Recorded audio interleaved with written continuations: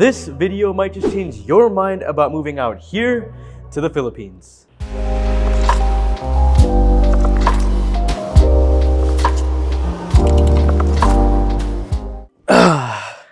Look guys, I've been doing some thinking.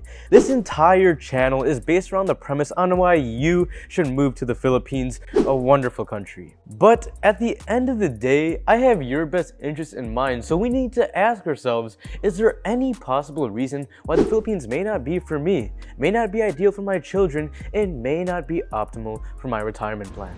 So today, we're tossing aside all this junk that countless vloggers spew out for views, and today, we're getting real with it. So that being said, before we get into it, nobody's feelings can get hurt, because if it will, just click off the video now. We're speaking pure truth. Starting with reason number one why the Philippines may not be for you, that is because of the poor healthcare. You've probably heard those horrendous stories of people in the Philippines who couldn't leave the hospitals until they pay. So I cannot stress enough, if you're dealing with any chronic illnesses or disease, do not move to the Philippines. You're better in the US, Canada, or some other Western country where you can get top of the line healthcare treatment.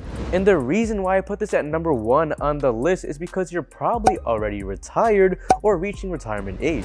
And if there's one thing that will be a deal breaker for you, that is receiving quality health treatment. God forbid your health takes a turn for the worse. Allow me to break down for you how the healthcare system in the Philippines work. The country's healthcare system comprises of two sectors, the public sector and the private sector. The public sector, which is most often found in the provinces, are universal for all Filipino citizens under PhilHealth, meaning that all Filipinos are entitled to free healthcare. Sounds great, right? Free healthcare for everyone. Well, not quite. Though the Philippines having achieved free healthcare for all of its citizens is no small feat, it does come with its own limitations. How is that? Well, first things first, if you're a follower of the channel, you most likely are not even a Filipino citizen in the first place to even receive these benefits of having free healthcare.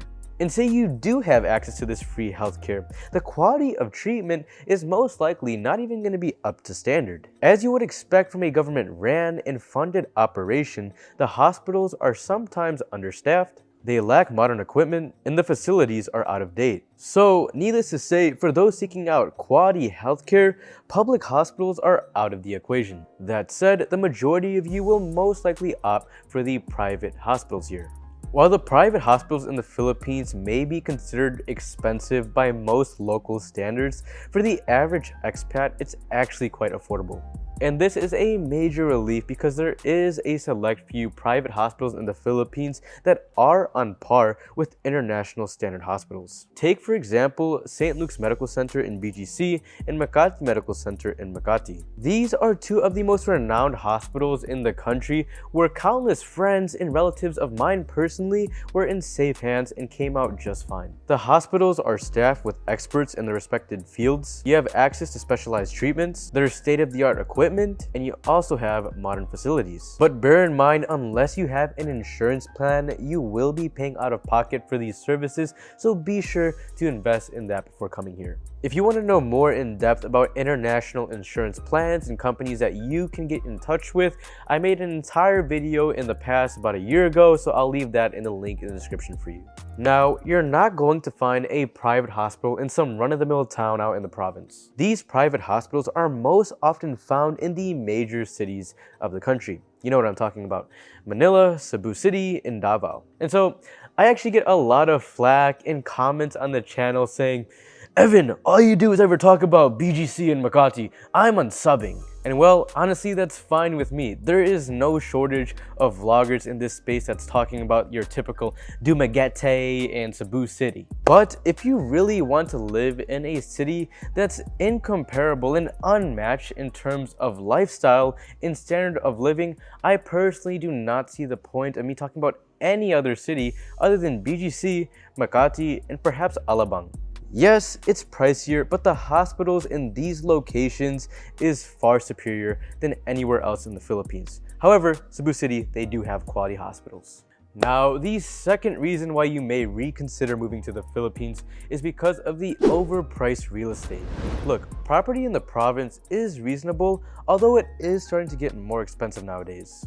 But when it comes to real estate in Manila, man, oh man, is it a ripoff. To be honest, I do not have a clue how Ayala and Megaworld can justify the prices that they charge for these properties. For instance, let's take a typical 1,500 square foot apartment in Texas. A price tag of $150,000 up to $200,000 wouldn't be anything out of the ordinary, right?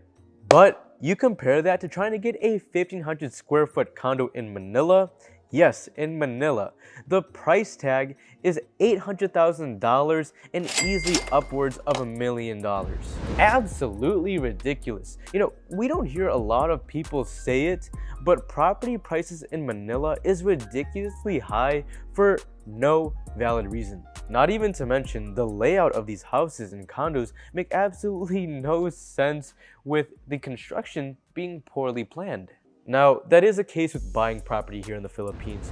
However, renting on the other hand is not too expensive whatsoever. I understand that property prices in Manila is expensive probably because it's like New York. It's congested, so you do have to pay a premium for square footage. But I mean, come on, right? It's the Philippines. Why is it more affordable to get 10 hectares and a chateau in the countryside of France than it is to get a 2,000 square foot condo in Manila? And so thankfully, one of the best decisions I made was getting in contact with many of the local realtors here so that they can find me more affordable units. Now, for the third reason why you may reconsider moving to the Philippines is because of the poor infrastructure. The truth is, the Philippines is a developing country, so you will have to deal with minor inconveniences when moving here. For instance, power outages, Wi-Fi coming in and out, things breaking down, so on and so forth. From the urban planning to the sites that you see, don't expect Manila to have the same infrastructure as the West. And this is especially the case with the roads in Manila. As we all know, traffic in Manila is horrendous, and part of the reason of that is because of the poor urban planning. The roads are constantly under construction and it's very tight to get through. This can really be an annoyance when you want to get somewhere in a short period of time. Not to mention you have power cables dangling all over the place, traffic lights sometimes shut down, and there's flooding. Now, for the fourth reason why you may not want to move to the Philippines, that is because of less income earning opportunities. Now, this is a case for those of you that are still working and looking to grow your income until retirement. If, however, you're already retired, then this should be no issue. I'm a strong believer that in today's age, wherever you are in the world, you can make money. Whether you're in the Philippines, Thailand, or India, the internet has allowed anybody in today's modern age to make as much money as their ambitions allow. But say you're coming to the Philippines for work and you're not working online, remotely, or for an international company paying you in dollars. In that case, then the Philippines presents very little opportunities to make money as compared to the West. Of course, we can attribute this to just the general market. It's no secret that the average Filipino has less money to spend than the average Westerner. And in turn, with the average income levels for most Filipinos, it would be really hard for you or I to justify high enough prices to keep a business afloat and have at least half decent profit margins. So honestly, whether it's starting a business here catered to the local market of Filipinos or it's working for a local company, it's harder to have a high income earning opportunity in the Philippines. Now, the fifth and last reason why you shouldn't move to the Philippines, specifically to Manila, is because of the air pollution. The reason I put this on the list is because upon speaking to many of you guys on calls and in person, I realized that this is a very big deal breaker.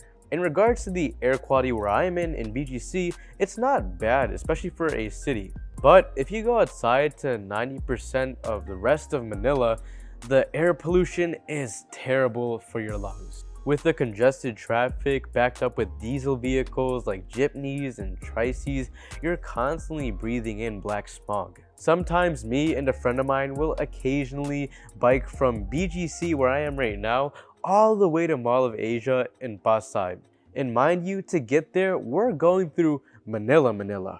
I'm talking dodging through rolling jeepneys, trucks, motorcycles, and tricycles, and this is the kind of route that is highly congested. I don't know why we do it, but honestly, being on the coast of Mall of Asia where you can see the Manila Bay, it's very beautiful, so in the end, it's worth it for me. But I'll tell you, when you're out of breath pedaling away, it gets very hard to breathe because of the air quality and pollution in Manila. And by the end of it, when you wipe your face with the towel, you see all of this black residue from the sweat, smog, and pollution of the city. On the bright side, however, living in the province with all the greenery and open air that you have, the pollution there is very minimal and the air quality is very high. And so there you have it, savvy expats. Those are just 5 potential reasons why you may not move to the Philippines. I really want to emphasize that I am by no means hating on the Philippines. Rather, I wanted to share with you the unsugar-coated truths about the country that most really don't touch on. That being said, if you want to see a part 2 of this video, please let me know down below in the comments so that I can get that prepared for you maybe by next week. And also give this video a thumbs up. And so thank you for watching, Savvy Expats. It was a pleasure, and I'll see you in the next video. God bless.